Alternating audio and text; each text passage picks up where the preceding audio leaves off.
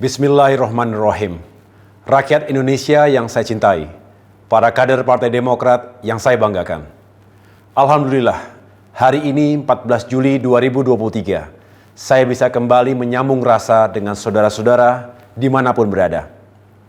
Pada 14 Maret 2023 yang lalu, saya telah menyampaikan sikap politik Partai Demokrat dalam memperjuangkan perubahan dan perbaikan di berbagai sendi kehidupan bermasyarakat, berbangsa, dan bernegara. Kali ini saya ingin kembali menyampaikan gagasan tentang masa depan Indonesia. Kita tahu, 7 bulan lagi pemilu akan digelar. Rakyat akan memilih para pemimpinnya, baik presiden dan wakil presiden maupun para wakil rakyat di DPR dan DPD. Kita berharap rakyat tidak salah pilih, karena akan menentukan masa depan Indonesia 5 tahun berikutnya. Tema pidato politik saya ini adalah agenda perubahan, lengkapnya agenda perubahan dan perbaikan untuk Indonesia yang lebih baik. Tema ini untuk merespons pandangan publik tentang isu perubahan yang kerap Partai Demokrat sampaikan. Kami mendengarkan pandangan, baik dari yang setuju dengan perubahan maupun yang tidak setuju. Sejarah mencatat, sejak 2 tahun lalu, saya dan Partai Demokrat telah menyerukan pentingnya perubahan dan perbaikan itu. Karenanya, ketika perhatian publik makin luas tentang isu perubahan ini, maka kami memiliki kewajiban moral untuk menjelaskan apa yang Demokrat maksudkan dengan perubahan dan perbaikan itu. Saudara-saudara, kami mendengar kekhawatiran sejumlah kalangan. Perubahan seolah diartikan sebagai upaya untuk mengganti secara total apa yang sudah ada. Tentu tidak demikian. Kebijakan dan tatanan yang sudah baik akan kita pertahankan, kita lanjutkan. Dan kita bersyukur karena banyak yang telah dihasilkan oleh para pemimpin bangsa sejak Indonesia merdeka. Tatanan dan hal-hal baik yang diwariskan oleh Presiden Soekarno, Presiden Soeharto, Presiden Habibie, Presiden Abdurrahman Wahid, Presiden Megawati Soekarno Putri, Presiden Susilo Bambang Yudhoyono, dan Presiden Joko Widodo harus kita pertahankan. Adapun yang belum baik tentu harus kita evaluasi dan kita perbaiki. Inilah elemen kesinambungan dalam sebuah proses perubahan.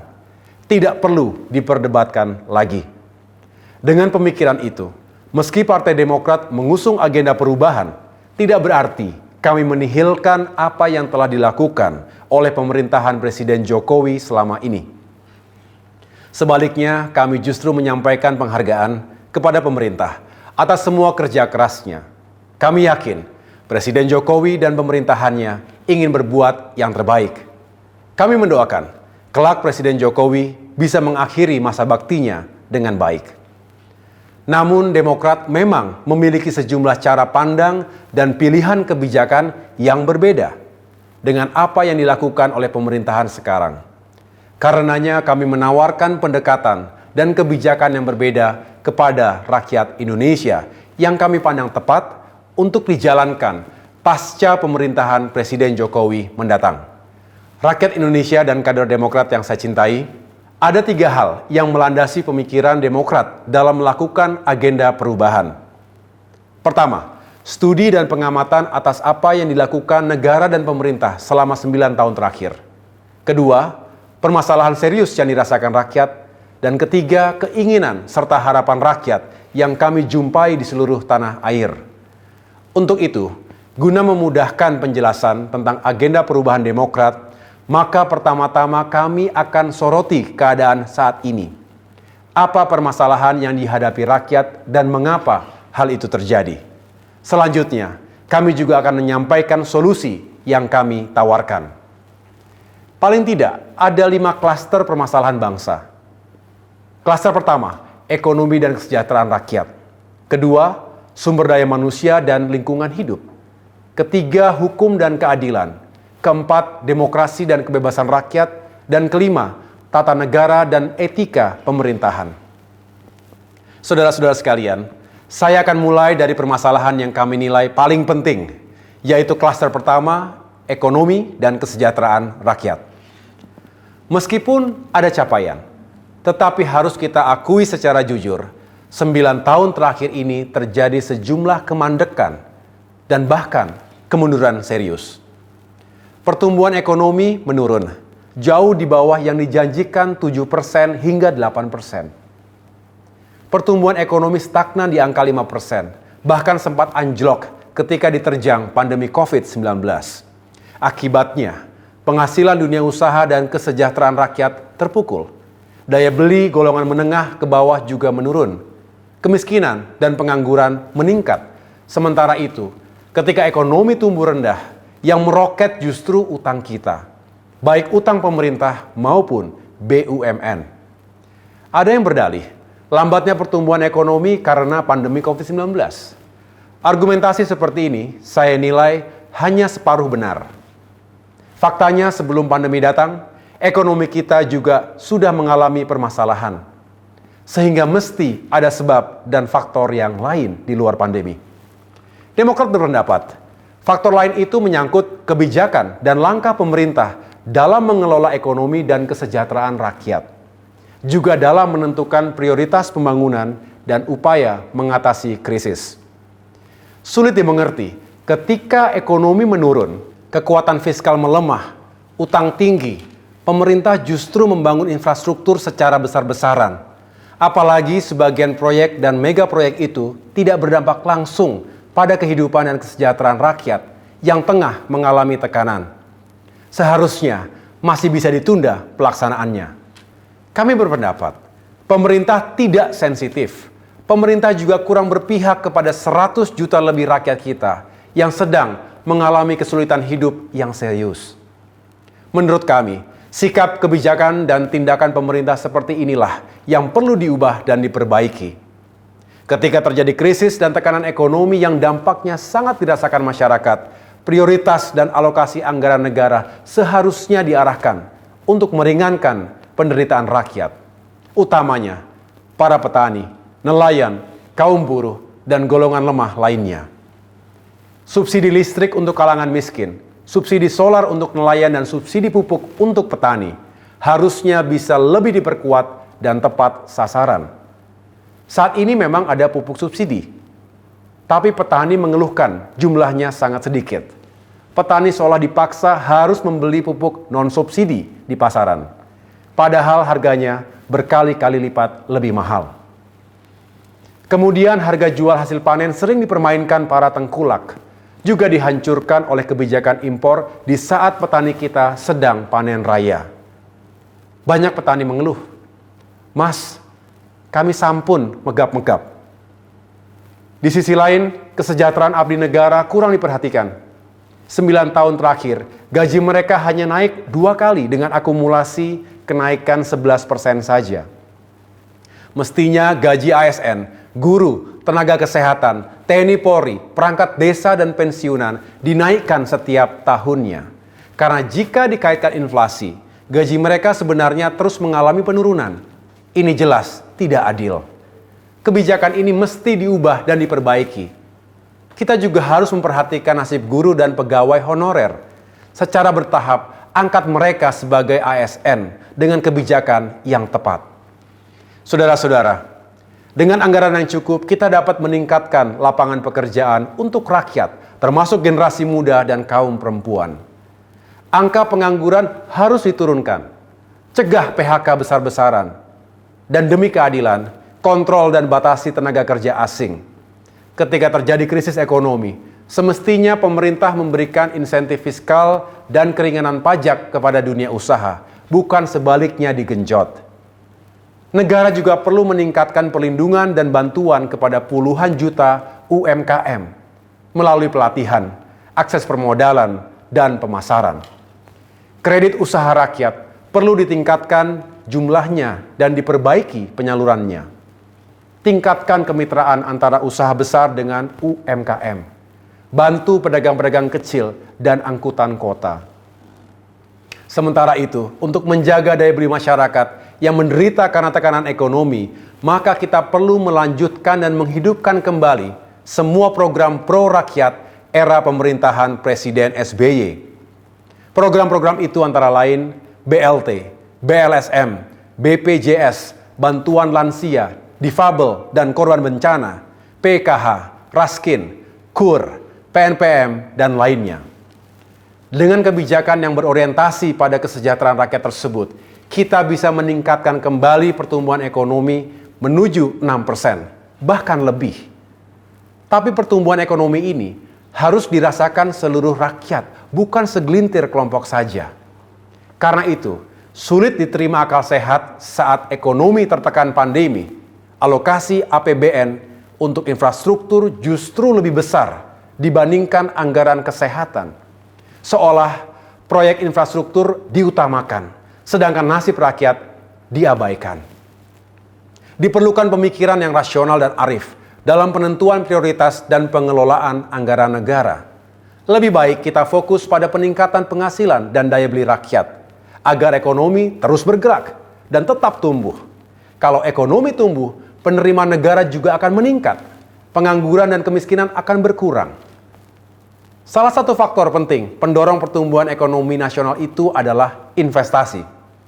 Kita harus menggalakkan dan meningkatkan investasi agar tercipta lapangan kerja yang lebih luas, serta penerimaan pajak yang lebih besar.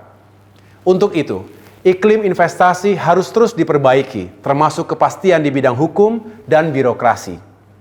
Kami tahu, pemerintah telah bekerja keras untuk meningkatkan investasi nasional. Tapi Demokrat mengingatkan, untuk menjaga keseimbangan antara penggunaan modal dalam negeri dan asing. Terlalu dominannya modal asing, apalagi tidak disertai dengan kuatnya perjanjian dalam kontrak, bisa sangat merugikan negara dan rakyat kita. Saat ini, pelibatan investor asing di usaha energi dan sumber daya mineral, bidang pembangunan infrastruktur, kesehatan, perkebunan, dan lain-lain dinilai terlalu longgar, sehingga dirasakan kurang adil bagi rakyat. Kita harus menjadi tuan rumah di negeri kita sendiri. Saudara-saudara, Partai Demokrat dan kita semua mencemaskan meroketnya jumlah utang Indonesia, baik utang pemerintah maupun utang BUMN, hingga membuat kinerja sejumlah BUMN kita jauh di bawah sasaran. Kita harus menghentikan utang pemerintah dan utang BUMN yang terlalu besar. Banyak negara yang perekonomiannya jatuh dan mengalami krisis hebat karena jebakan utang. Pemerintah tidak bisa hanya berpikir ekonomi jangka pendek, apalagi tidak memikirkan konsekuensi jangka panjang. Kita harus belajar, banyak negara gagal akibat utang yang ugal-ugalan. Akibat utang meroket, ruang fiskal sempit. Per Maret 2023, utang kita mencapai lebih dari 7.800-an triliun rupiah. Porsi APBN untuk membayar cicilan dan bunga semakin besar. Jika rata-rata bunga utang mencapai 400-an triliun rupiah per tahunnya, maka itu setara dengan realisasi anggaran pendidikan pada APBN 2022 yang lalu. Itu baru bunga, belum cicilan pokoknya. Bayangkan, bisa jadi apa bunga utang 400 triliun rupiah itu? Jika biaya kuliah mahasiswa hingga lulus tingkat sarjana, baik pendidikan dan biaya hidup per orang mencapai 200 juta rupiah, maka kita bisa menguliahkan 2 juta orang pelajar ke kampus-kampus terbaik di Indonesia. Atau jika kita berikan bantuan modal, dana bergulir sebesar 50 juta rupiah untuk pengembangan 1 unit UMKM, maka akan ada 8 juta unit UMKM yang diberdayakan. Jika 1 unit UMKM menyerap 5 hingga 10 pekerja, maka tercipta 40 hingga 80 juta lapangan pekerjaan. Ilustrasi ini untuk memberikan gambaran konsekuensi yang harus kita tanggung bersama akibat utang yang kelewat besar. Pemerintah tidak boleh selalu berdalih bahwa dari sisi rasio utang terhadap PDB masih aman karena kurang dari 60%. Faktanya, kemampuan fiskal untuk membayar utang kita rendah dan membebani APBN kita. Untuk itu, batasi dan kontrol utang pemerintah dan BUMN. Pastikan pembangunan infrastruktur tidak mengandalkan utang. Infrastruktur memang penting. Karenanya kita juga harus melanjutkan pembangunan infrastruktur, termasuk infrastruktur perdesaan, seperti yang telah dilakukan oleh pemerintahan-pemerintahan sebelumnya. Tetapi perlu dilakukan perubahan dan perbaikan atas kebijakan pembangunan infrastruktur ini. Pertama, pilih dan prioritaskan infrastruktur apa yang diperlukan dengan tahapan yang rasional. Kedua, pastikan pembiayaan tersedia, baik dari APBN maupun non-APBN. Kerangka pembiayaan bersama atau pembiayaan penuh dari swasta juga sebuah pilihan. Jika harus berutang, utang itu bukanlah komponen paling besar. Ukur kemampuan keuangan kita, jangan besar pasak daripada tiang.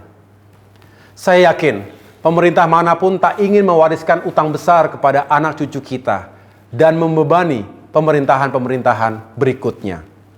Ketiga, pastikan infrastruktur yang dibangun memiliki keseimbangan antar sektor, antara nasional dan daerah, serta antara kota dan desa.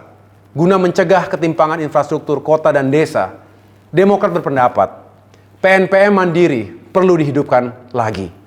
Pastikan dana desa cukup, serta sesuai dengan kebutuhan desa yang bersangkutan. Saudara-saudara, dapat disimpulkan, agenda perubahan dan perbaikan Partai Demokrat dalam pengelolaan ekonomi dan peningkatan kesejahteraan rakyat mencakup cara pandang, kebijakan, penentuan prioritas, dan juga alokasi anggaran yang adil dan tepat. Rakyat Indonesia dan kader Demokrat yang saya cintai, saya akan masuk bagian kedua pidato ini, terkait kualitas sumber daya manusia dan lingkungan hidup. Demokrat akan terus berjuang agar pembangunan nasional berorientasi pada pembangunan manusia, bukan yang serba benda. Karena SDM adalah kunci utama kemajuan suatu negara. Kita perlu meningkatkan pembangunan SDM Indonesia melalui pendidikan berkualitas dan terjangkau dari sekolah dasar hingga ke perguruan tinggi. Sekolah-sekolah rusak, madrasah dan pesantren yang tidak layak, jangan dibiarkan. Harus kita bangun dan perbaiki. Kita juga harus meningkatkan infrastruktur dan fasilitas kesehatan, serta kualitas dan kemudahan pelayanan kesehatan di seluruh tanah air. Puskesmas dan rumah sakit, kapasitas tenaga kesehatan, infrastruktur serta kesiapan fasilitas medis di berbagai daerah juga harus ditingkatkan. Karena itu, hidupkan kembali dan tingkatkan program-program pro rakyat di bidang pendidikan dan kesehatan era pemerintahan Presiden SBY dulu, seperti program BOS, beasiswa bidik misi, beasiswa santri, beasiswa LPDP, BPJS Kesehatan, dan lainnya. Tingkatkan beasiswa prestasi dan beasiswa untuk golongan kurang mampu. Kerjasama pemerintah, lembaga pendidikan, dan dunia usaha perlu ditingkatkan agar lulusan pendidikan lebih mudah dapat pekerjaan. Yang tidak kalah penting, terkait kebijakan kesehatan nasional. Demokrat berpendapat agar anggaran wajib sebesar minimal 5% dari APBN yang dihapus di Undang-Undang Kesehatan seharusnya dipertahankan. Saya ulangi, harusnya tetap dipertahankan. Saudara-saudara, selanjutnya kita juga harus peka pada kondisi dunia yang kini tengah mengalami krisis lingkungan. Kita harus menyelamatkan bumi dan lingkungan kita yang semakin terancam oleh krisis iklim. Indonesia tidak kebal karena bangsa kita juga hidup di bumi yang sama. Kita makin merasakan dampak buruk dari perubahan iklim ini. Terjadi berbagai bencana alam, polusi udara, dan pemanasan global yang berdampak buruk pada kualitas tanah untuk pertanian dan perkebunan. Diprediksi, 8% lahan pertanian di dunia tidak akan lagi bisa digunakan jika suhu bumi meningkat 1,5 derajat Celcius.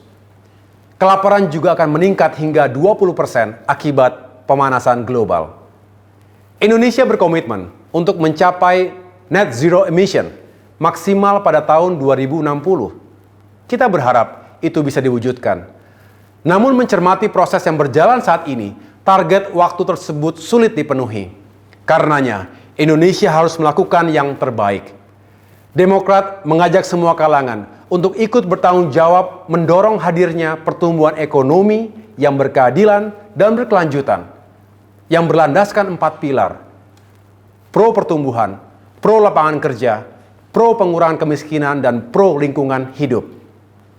Climate action perlu diperluas dan dipercepat untuk mencapai net zero commitment, termasuk mempercepat dekarbonisasi dan transisi energi terbarukan. negara harus hadir. Pemerintah pusat dan daerah harus konsisten menjalankan kebijakan yang pro lingkungan. Jangan ada lagi undang-undang yang seolah memfasilitasi terjadinya kerusakan alam. Kalau tidak bisa dihentikan, terus kurangi secara signifikan laju deforestasi. Jutaan hektar hutan yang telah dibabat untuk proyek-proyek food estate yang ternyata juga gagal adalah contoh yang tidak baik.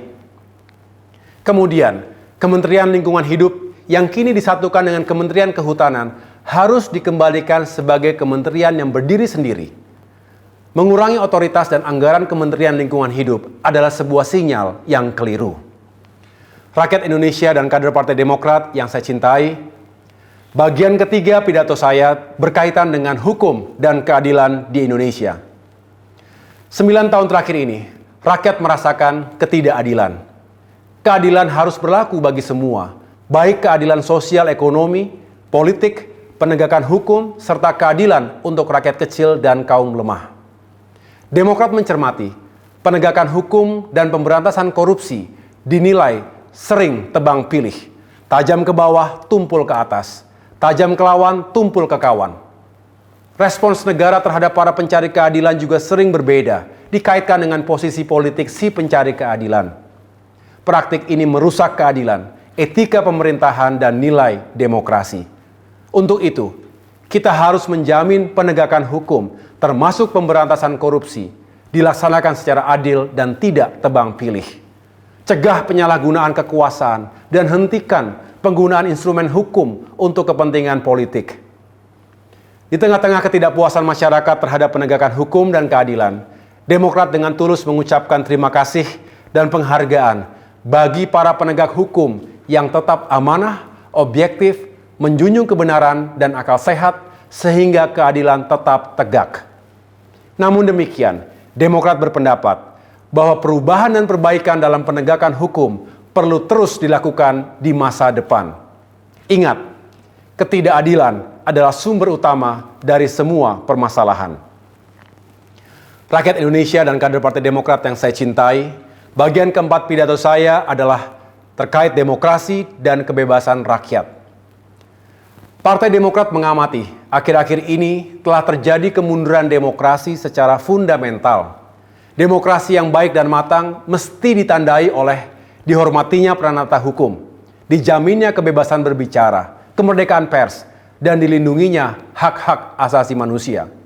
Juga ditandai dengan berlangsungnya pemilu yang bebas, jujur, dan adil, dipegang teguhnya konstitusi, serta paling penting, tercegahnya kekuasaan absolut pada diri pemimpin politik tingkat puncak. Jika merujuk pada nilai dan pilar demokrasi yang saya utarakan, tidaklah sulit mengevaluasi sejauh mana demokrasi kita dijalankan dengan benar. Kini, rakyat takut bicara. Kalangan elit dan golongan menengah juga enggan bicara, karena khawatir bakal diserang secara membabi buta. Lawan politik penguasa diidentikan sebagai musuh negara. Netralitas dan independensi kekuasaan negara dipertanyakan. Tentu banyak yang bertanya, ketika ada niat cawe-cawe pemimpin negeri dalam pemilu 2024 mendatang. Kalau cawe-cawe itu melibatkan instrumen kekuasaan negara dan dinilai tidak adil, jelas nasib demokrasi kita dalam bahaya. Kami berpendapat, segala praktik berpolitik yang menyimpang dari konstitusi dan etika berdemokrasi harus kita cegah bersama. Masih ada waktu. Jangan biarkan kemunduran demokrasi semakin dalam.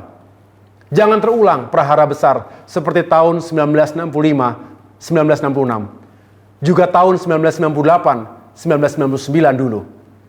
Jangan kita lukai perasaan rakyat agar mereka tidak menempuh caranya sendiri dalam memperjuangkan keadilan dan hak politiknya.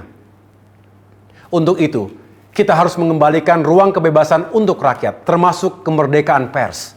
Kita juga harus menjamin hak rakyat untuk berbicara dan berpartisipasi dalam kehidupan bangsa sesuai konstitusi.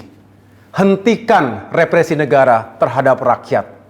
Tingkatkan kualitas demokrasi berdasarkan nilai-nilai kebebasan, keadaban, dan kemanfaatan. Rakyat Indonesia dan kader Demokrat yang saya banggakan, Bagian kelima atau terakhir dari pidato saya berkaitan dengan perbaikan tata negara dan etika pemerintahan. Undang-Undang Dasar 1945 mengatur kewenangan setiap lembaga negara, termasuk presiden dan jajaran pemerintahannya. Dalam konstitusi yang telah dilakukan 4 kali perubahan, semangat dan prinsip keseimbangan serta kesetaraan antar lembaga harus dijaga, agar tidak kembali lagi ke tatanan era otoritarian dulu. Saat ini ada tanda-tanda bahwa kesetaraan dan keseimbangan antar lembaga negara ini mulai terganggu. Kalangan pemerhati konstitusi dan tata negara mulai melihat tendensi kembalinya konsentrasi kekuasaan di tangan presiden, meski tidak sedalam di era otoritarian dulu. Sejarah memberikan pelajaran, kekuasaan tetap harus dikontrol oleh kekuasaan yang lain, agar tidak menciptakan model pemerintahan yang absolut dan totalitarian. Untuk itu, Demokrat bertekad untuk menegakkan kembali kesetaraan dan keseimbangan antar lembaga negara sesuai prinsip checks and balances dalam sistem presidensial. Demokrat juga mencermati etika pejabat negara dan kaidah tata pemerintahan yang baik, good governance. Khususnya dengan apa yang boleh dan tidak boleh dilakukan, atau etis dan tidak etis untuk dilakukan oleh para pejabat negara. Misalnya, terkait keterlibatan para pejabat negara dalam kegiatan bisnis di lingkungan pemerintahan atau lembaga negara di mana ia berada. Menjadi tidak etis jika menteri atau pejabat negara menjalankan bisnis sementara ia berada dalam lingkaran pembuatan kebijakan dan regulasi yang terkait langsung dengan bisnis itu. Jelas ada konflik kepentingan. Lebih tidak etis kalau wilayah bisnis pejabat itu menggunakan anggaran negara di mana ia terlibat dalam penyusunan APBN tersebut. Ini namanya jeruk makan jeruk atau berburu di kebun binatang.